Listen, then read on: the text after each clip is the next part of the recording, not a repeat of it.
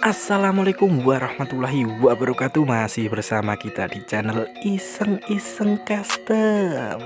Nah, kali ini kita akan mencoba membuat miniatur mesin Mio dengan menggunakan kartu perdana yang tidak terpakai.